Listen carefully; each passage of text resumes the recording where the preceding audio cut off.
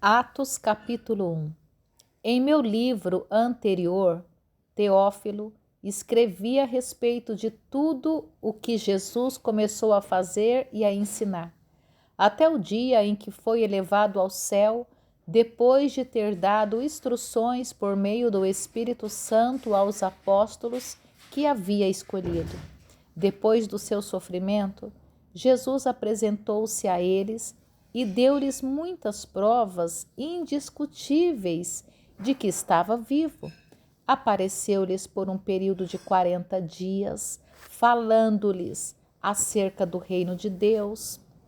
E, certa ocasião, enquanto comiam com eles, deu-lhes esta ordem: não saiam de Jerusalém, mas esperem pela promessa de meu Pai, da qual lhes falei.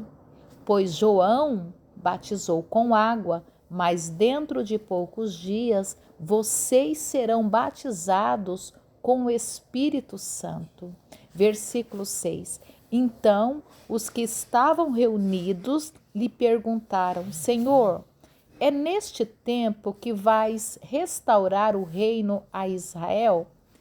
Ele lhes respondeu: não lhes compete saber os tempos ou as datas que o Pai estabeleceu pela sua própria autoridade, mas receberão poder quando o Espírito Santo descer sobre vocês e serão minhas testemunhas em Jerusalém, em toda a Judéia e Samaria e até os confins da terra.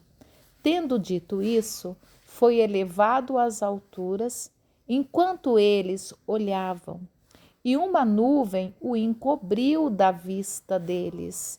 E eles ficaram com os olhos fixos no céu, enquanto ele subia. De repente, surgiram diante deles 2 homens vestidos de branco, que lhes disseram: Galileus, por que vocês estão olhando para o céu? Este mesmo Jesus que dentre vocês foi elevado ao céu, voltará da mesma forma como o viram subir. Versículo 12. Então eles voltaram para Jerusalém, vindo do monte chamado das Oliveiras, que fica perto da cidade, cerca de 1 quilômetro.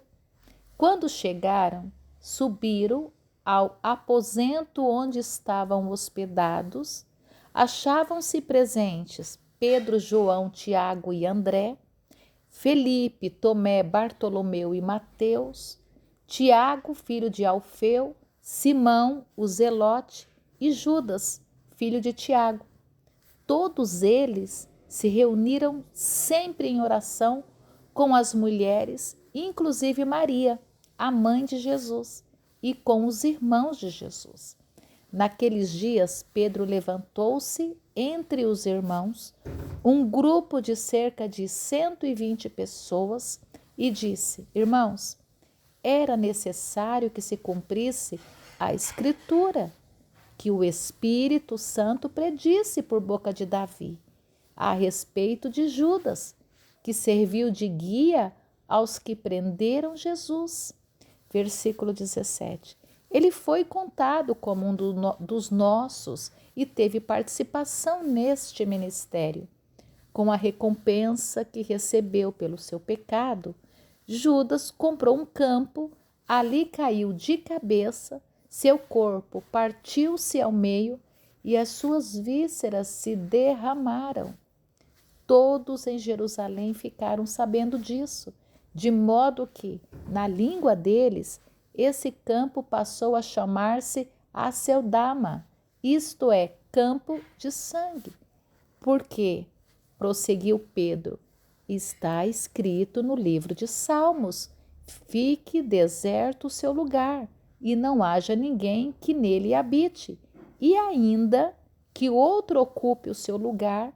Portanto, é necessário que escolhamos uns dos homens que estiveram conosco durante todo o tempo em que o Senhor Jesus viveu entre nós. Versículo 22. Desde o batismo de João até o dia em que Jesus foi elevado dentre nós às alturas, é preciso que um deles seja conosco testemunha da sua ressurreição. Então indicaram 2 nomes, José, chamado Barsabás, também conhecido como Justo, e Matias. Depois oraram: Senhor, tu conheces o coração de todos, mostra-nos qual destes 2 tens escolhido para assumir este ministério apostólico que Judas abandonou, indo para o lugar que lhe era devido. Então tiraram sortes e a sorte caiu sobre Matias. Assim ele foi acrescentado aos 11 apóstolos.